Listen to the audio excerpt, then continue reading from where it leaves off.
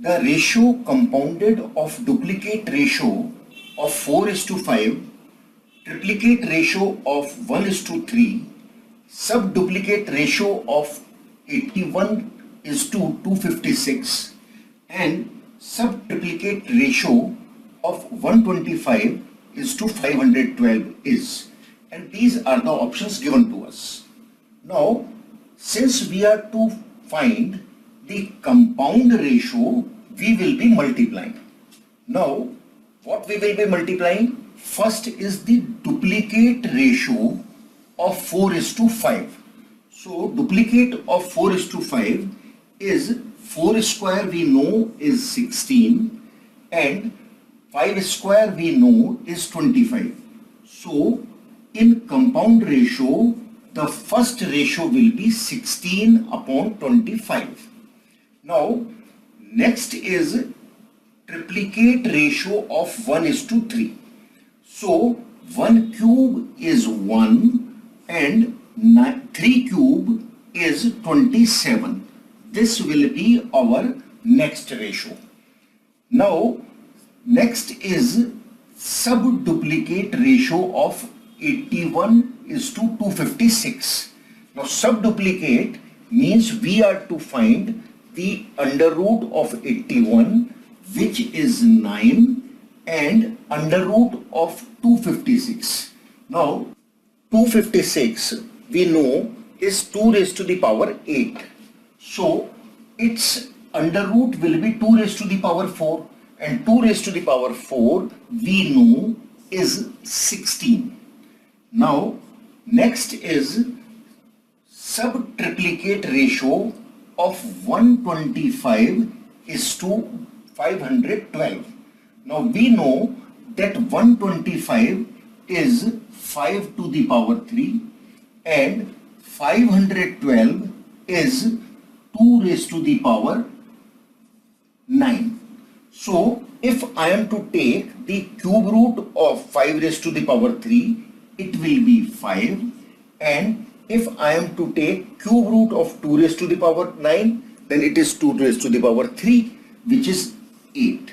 So, my required compound ratio will be 16 upon 25, which is duplicate of 4:5, triplicate ratio of 1:3, which is 1 upon 27, subduplicate of 81 upon 256, which is 9 upon 16, and subtriplicate of 125 is to 512, which is 5 upon 8. Now I am to simplify it. For simplification, I see 16 and 16 are cancelled. 9 cancels this 27 3 times. 5 cancels this 25 5 times. So I obtain 1 upon 5 into 3, 15. 15 multiplied by 8, 120. Which is ratio 1 is to 120. Now here our option D is correct. The compound ratio is none of these. Now we will see the next problem. Our next problem, question number 12, is that if A is to B is 3:4, the value of 2A plus 3B ratio 3A plus 4B is. And these are the 4 options given to us. Now here we see that we have been given A upon B is equal to 3 upon 4. Now we are to find the value of 2A plus 3B upon 3A plus 4B. Now we are to find the value of this. Now if I divide by B both in numerator and denominator, what will I obtain? I obtain 2A upon B plus 3 upon 3A upon B plus 4. This I will obtain.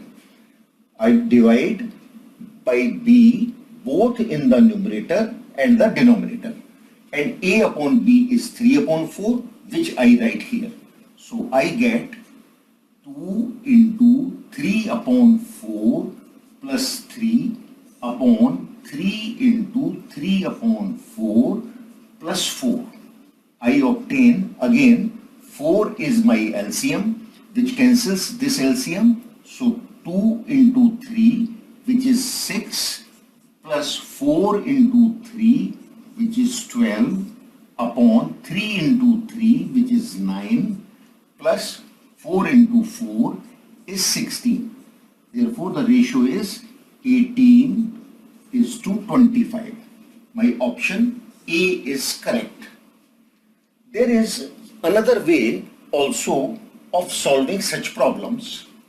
That way is that since we have been given A upon B is 3 upon 4. Now, if I take A as 3, B will be 4.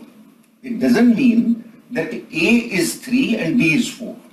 But if A is 3, then B has to be 4. And this value can be put in the required thing. So, with this, if I write in place of A as 3, this is A is 3, I am writing, so 2 into 3 is 6, plus 3 into B I am taking 4, so 4 into 3 is 12, upon, again A I take 3, so 3 into 3 is 9, plus 4 into 4, which is 16. So the ratio comes 18 upon 25, which is my option A. So in such problems, when the things are objective, we normally put A as 3 and B as 4 and directly writing them in the required ratio, we can obtain the value. Now we see the problem number 13. Now we see question number 13. Two numbers are in the ratio 2 is to 3.